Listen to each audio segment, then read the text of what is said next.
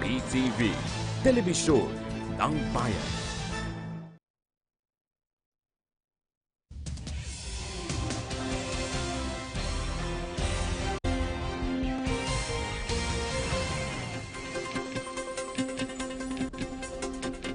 Magandang hapon, nagbabalik ang PTV News Break. Lagay muna tayo ng panahon sa mga susunod na oras. Alamin natin yan sa PTV Info Weather.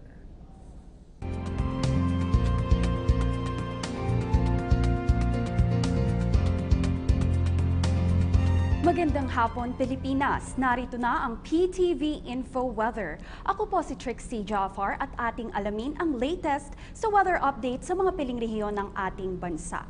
Huling namataan ang low pressure area 105 kilometers east-northeast ng Katarman, Northern Samar at kasalukuyan namang nakakaapekto pa rin ang northeast monsoon sa northern at central Luzon. Kaya para sa mga taga Metro Manila at nalalabing bahagi ng Luzon, asahan na makakaranas tayo ng bahagya hanggang sa maulap na kalangitan na may pulupulong mga pag-ulan at sa bahagi naman po ng Visayas, maulap na kalangitan na may katamtaman hanggang sa kung minsan ay malakas na pag-ulan at pagkidlat pagkulog na maaaring magdulot ng mga pagbaha at pagguho ng lupa ang mararanasan sa mga lalawigan ng Catanduanes, Sorsogon, Northern Samar at Eastern Samar. Sa may bahagi naman po ng Mindanao, bahagyang maulap hanggang sa maulap na kalangitan na may pulupulong mga pag-ulan o pagkidlat pagkulog ang iiral.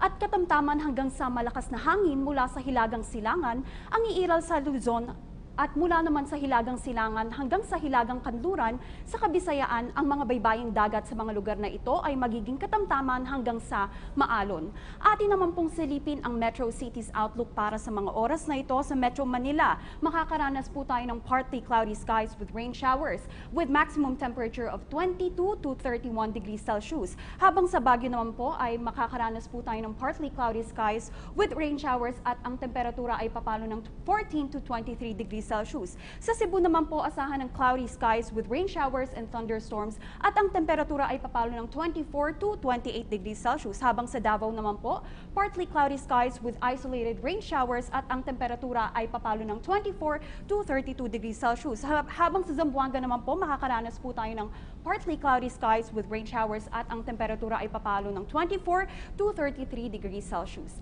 Atin naman pong silipin ang Metro City's 3-day weather forecast para sa araw na ito sa Metro Manila.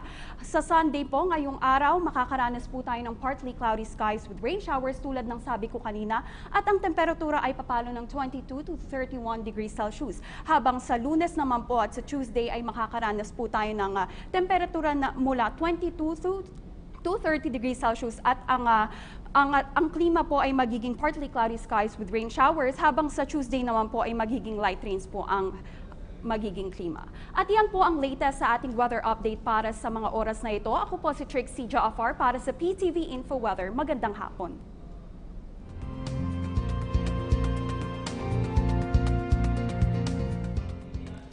Samantala, kamustahin natin ang selebrasyon ng ating mga kababayan dyan sa Tondo, Maynila, kaugnay ng kapistahan ng Santo Niño. Nasa linya ng telepono si Marita Muahe. Marita. Naging maayos naman sa pangkalahatan ang ginanap na lakbayaw kahapon o ito yung prosesyon ng iba't ibang klase ng Santo Niño na nakagawian ng gawin ng mga taga-Tondo taon-taon. Naghanda rin ang Manila Disaster Risk Reduction Management Office ng 3 truck ng ambulansya, gayon na rin ang Red Cross upang rumisponde sa mga emergency cases. Meron din nga naka-standby na isang truck ng bumbero sakaling may maganap na sunog o ano paman. 200 pulis din ang dineploy mula simbahan ng Santo Niño hanggang sa mga daan na inikutan ng lakbayaw upang siguraduhin ang peace and order situation. Ito'y ayon kay Police Superintendent Arnold Dibay ng Tondo Police Station 2. Samantala, inaasahan namang nasa 500,000 ang dadalo ngayong araw na ito na pinaka-pista pinaka-araw ng pista ng Santo Niño di Tondo. Paalala naman sa mga papunta ng Tondo, iwasan muna ang mga kalsada sa bahagi ng CM Recto, Asuncion, Lacandula, Wagas, Moriones, Juan Luna, Pritil, Herbosa, Velasquez, Ugbo, S. Barona, Perla, Franco, at sa mga iba pang mga paligid, lalo't yung mga maliliit na kalsada sapagkat halos sarado na ang mga ito. Maghanda rin ang mga papunta ng Tondo upang mamiesta sa mahabang lakaran dahil sa wala na ngang mga sasakyan ang nakakaikot sa ngayon. So yan na muna, Ralph, ang ating update mula pa rin dito sa Tondo para sa PTV News. Marita Muahe. Maraming salamat, Marita Muahe mula sa Tondo, Maynila. Sa ibang balita naman, naka-alerto ngayon ang Armed Forces of the Philippines o AFP, partikular ang Eastern Mindanao Command para tumulong sa pagbibigay ng seguridad sa formal launching ng Philippine Chairmanship ng ASEAN na gaganapin sa Davao ngayong hapon.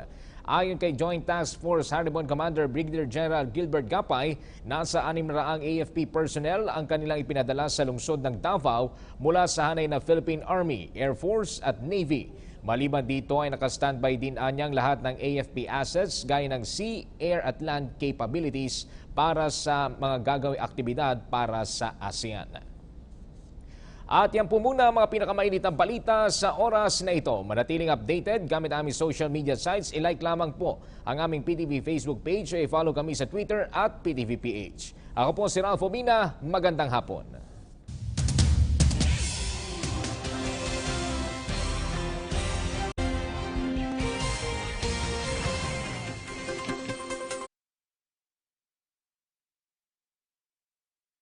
The ASEAN enforces a rules-based community that ensures our people enjoy human rights and freedom.